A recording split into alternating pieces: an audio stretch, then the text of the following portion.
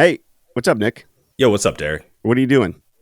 Shooting a podcast. What are you doing? I'm shooting a podcast with my good friend. That's right. Hey, everybody, we're doing a podcast. I was going to say I'm Nick. And I'm Derek. That's not right. I'm Derek. and I'm he's, Nick. And he's Nick. And we're doing a podcast. We're best friends. Derek, how long have I known you? Long time, 20 plus years, early 2000s. We are old. We are old people. That's right, man. We've been best friends for a long time.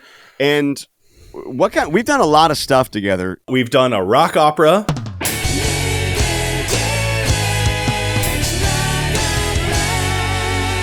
We've done a hour-long Star Wars fan film. Oh, boy. We've done a couple of recordings. What else? Yeah, Nick has done a lot of music videos for me. Derek composed and wrote the music for my film Gray Streets. Yeah.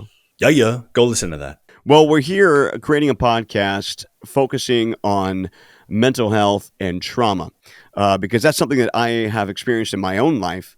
I had stage 4 nasal cancer about 6 years ago, and the treatment for it was just incredibly aggressive. And I was diagnosed with PTSD after that.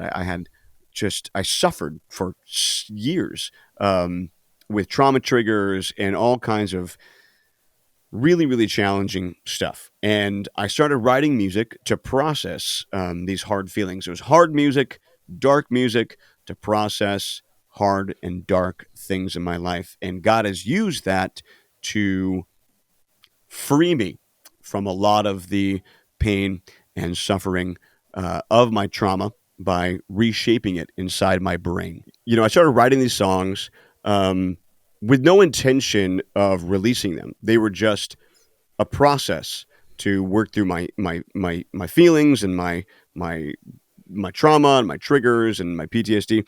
And God had a plan the whole time to help me reshape my brain and reshape these memories by actually putting this album out there. And God pushed me the whole way. Nick was behind it the whole time, cheering me on. And then we got to the point where the album was done and we wanted to do something more. And I felt compelled that there are stories about God and his good healing that should be told, but I didn't know how to do it. So Nick suggested a podcast. I thought it was a great idea, but it was so emotionally heavy to me. The material, the content was still too personal. And I didn't think that I could handle the weight of setting up the production and planning it all. And bare my soul and talk about these things. And that's when Nick stepped up to offer to basically do the whole production himself, him and his company, Storycraft Productions. Yeah, man. Pain and trauma, like you've said, I think we've both kind of learned this from different angles, is the great common ground of humanity.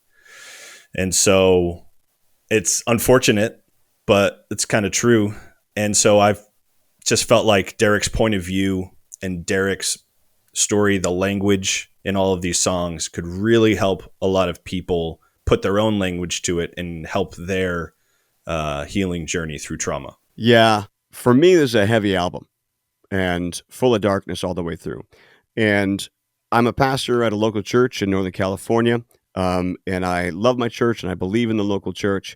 And I want the folks to know, if you're listening to this and you're connected with me or you know me from other means, I'm your usual, pretty positive guy. And this album's going to be a total difference from what I've put out before. And I want you to know that this is part of my healing. This is like the Psalms that are just dark all the way through, and there's no light in the Psalm. There's no rescue in the Psalm. It's just the psalmist crying out in pain. And this album, even though it's 9-10 songs of me crying out in pain, there was actually healing going on in the background of it. And I want you to know the context behind that it is a move of healing to put out this stuff. And there is light because God was present in the whole process of writing it all the way. And we'll talk more about that in the further episodes of this show.